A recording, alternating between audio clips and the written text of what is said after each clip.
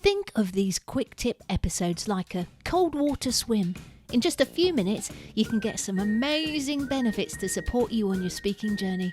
And bonus, the only thing that's getting wet here is your appetite to try this stuff out. And if you have a question you want me to answer about anything related to speaking, storytelling, pitching, performance or humour, then DM me on Instagram, LinkedIn or Twitter at SarahArcher15. Hello and welcome to episode 312 of the Speaking Club podcast. I'm Sarah Archer and it's been a bit of a minute since I did the last show because, amongst other things, I've had the lurg. The lurg, if you don't know what that term means, maybe it's a UK only term, I don't know. It means a cold, but a little worse than a cold. I've still got it knocking around, so I'm not quite firing on all cylinders yet, but I am back with you and happy to be here. I hope you're well. Hope you're having a great start to 2025. It's been interesting so far, but things are going well for me. I'm enjoying myself, and I think that's the big thing for me this year. One of my top goals is have fun, prioritize joy, and if you're doing things that you don't like doing and you can offload them, do that. Otherwise, suck it up and find a way to make it fun. Anyway, I digress. What I want to talk to you about today is something that I know a lot of people have an issue with. And specifically, I've had a number of people come to me recently complaining about this issue. I'll talk about two particular cases today to highlight the problem. So first of all, I wanted to talk about Dave. Dave came to me and he said, Sarah, I am really struggling to build a following, to get an audience to engage with my posts on LinkedIn. And he wants to build an audience because he thinks that it will help him get more traction and more speaking gigs. He's not wrong. It does play a part. It's not the be all and end all. You don't have to have hundreds and thousands of followers to get speaking gigs. That's not what I'm saying. But for him, it would help his confidence, and he wants to do other things as well. So then he said to me, I've tried all different ways of positioning myself, and I want to be like Michelle. Now, Michelle is someone we both know, is a client of mine, and she is the author of Good Girl Deprogramming. And when he said this, I knew that I'd found a way to get him to see something that I'd been talking to him about for a while. And when he said Michelle's name, we went onto LinkedIn, we looked at Michelle's posts and profile, and what I showed him was this. Michelle doesn't talk about herself first and foremost. Everything Michelle does and talks about and posts about and speaks about is the problem that she helps solve. So people are connecting with her around the problem first, and then her personality comes into play. And I think this is a really important message for you. Like, there are barely any unique problems, right? But there are unique messengers around the problem. And I think that's something that Azul said recently in a podcast interview I did with him. So the first thing you've got to do is get super clear on the problem that you're solving. And I feel Dave wasn't 100% on that. But when I said that, it was like a light bulb went off and he saw what he'd been doing wrong. And we talked about his problem and how he needed to bang the drum for that. So that was the first case of it. Second case was a lady who reached out to me and is looking to do speaking and also launch a group program. And she was super frustrated because she felt that there were people less qualified than her in her field who were getting more traction on social media. And I can understand that's frustrating if you spent all the years studying and you know got tons of experience, and someone with so much less experience than you is getting people following them. I can understand that. And I know that there's a lot of other people who have that same feeling and frustration and experience. But the issue with that lady who reached out to me is actually because of her expertise and her experience and all of her qualifications. because she is so far removed from the problem and the way that the people she helps experience it and talk about it and feel about it, that it has become an obstacle for her connecting with them in the first instance. And that's often what happens when we get into a situation where people are being referred to us by people that we help, and we're not needing to go out and build a pipeline, whether that's speaking gigs or coaching clients or companies that we are selling our products to. We don't get good at communicating about the problem in a way that is going to deeply connect with our audience. And those people with less experience are much closer to the coalface of that problem. And that's what I explained to her.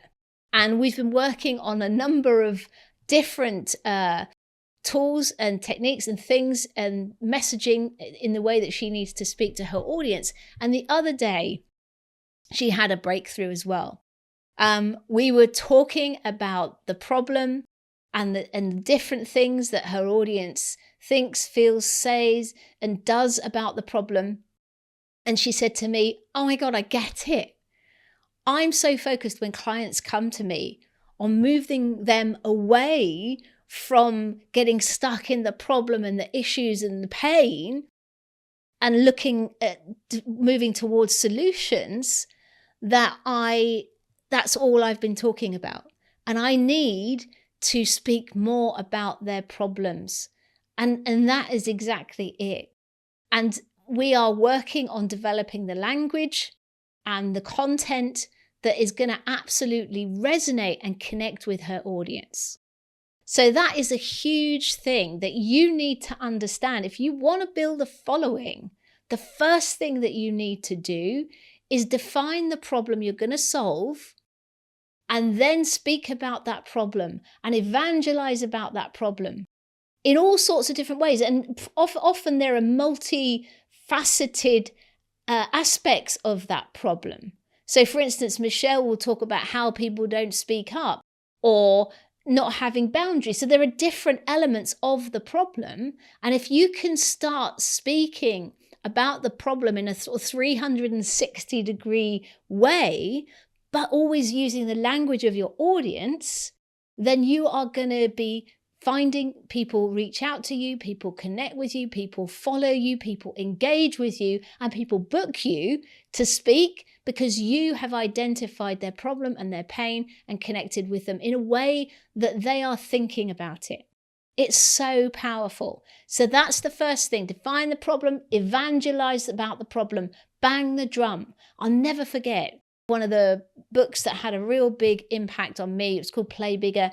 And in that book, they said whoever evangelizes or articulates the problem best wins. And that's true. If you articulate the problem best, people will come to you for the solution. So that's what we got so far. We've got define the problem, evangelize about the problem in the way that your audience can connect to it, in the way that they think, feel, say, and do things about it. And then the other thing is then bring in your unique personality and way of speaking about it, something that no one else can copy. And Michelle is super quirky. She doesn't give a monkey's uncle, that's an English term, I mean, she doesn't care about what people think of her. She is on a mission to connect with her audience. She is authentic. She is herself. And people resonate with that and the way that she is cheeky and funny and so on. So that is when you come into the equation, once you have connected with their problem and with their pain. So takeaways. It's not about you in the first instance. It doesn't matter how you position yourself. This is not about influencers and stuff like that. This is about sorting people out with a problem, speaking about a problem to connect and get on stage and get people engaged and following you. Nailing the problem is the first thing you've got to do. You know, are you solving a problem that actually people care about? So first of all, you know, define the problem. Then, as I said, keep banging the drum about the problem. Do a 360 degree, look at it from all different angles. If you are a coach or a consultant, how do your clients position the problem and speak about the problem when they come to you? What do they say about it? What do they feel about it? And so on. And lastly, share why it matters to you and bring your personality into it. Well, I hope that this quick tip episode has given you a bit more insight in how you can connect with your audience and build your audience and get them to follow and engage with you, whether you're speaking, writing posts, doing videos, doing podcasts, speaking on podcasts. Really harness the language of your audience and reflect that back to them, and then bring your personality into it. Thanks so much again for watching and listening to the Speaking Club.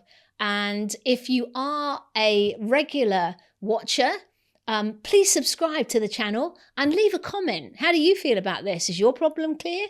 Do you have a struggle to connect with your audience? Has this given you a bit of an aha? And if you're listening to the show, whether that's on Apple Podcasts, Spotify, Amazon, or any good podcast app, then do subscribe and leave a rating or review, an honest one. I'm interested in what people think. We want to make the show better. But most of all, thank you. And you know what I'm going to say? It's that time again. I want you to go out, grab your life by the nuts, and get speaking about the problem. Take care. See you next time. It's a nightmare. You're an expert with so much to say, but now that you've been booked to speak, you're struggling to know exactly what to talk about. You want a talk that engages the audience and wins you new clients without you losing your personality or anyone feeling pitched to. But what happens when you sit down to create that talk is that you end up staring at a blank page for ages, or worse, surrounded by hundreds of sticky notes with content that you could include. With so much material, you just don't know where to start or finish. Don't worry, because many experts like you face exactly the same challenge, and that's why I created the Blank Page to Stage Guide. In just 50 minutes, this breakthrough resource is going to help you identify the big idea of your message, make it relatable for the audience that you're speaking to, and convey it all in a way that gets the audience inspired and on board with your idea. And it works even if you have tons of material or your subject feels less than exciting. If you want to cut through swathes of content and get a talk that you're excited to share, your audience loves, and wins you new clients, then grab your Blank Page to Stage Guide from saraharcher.co.uk/new-guide-TSC. Oh, I forgot to say, it's completely free. Enjoy!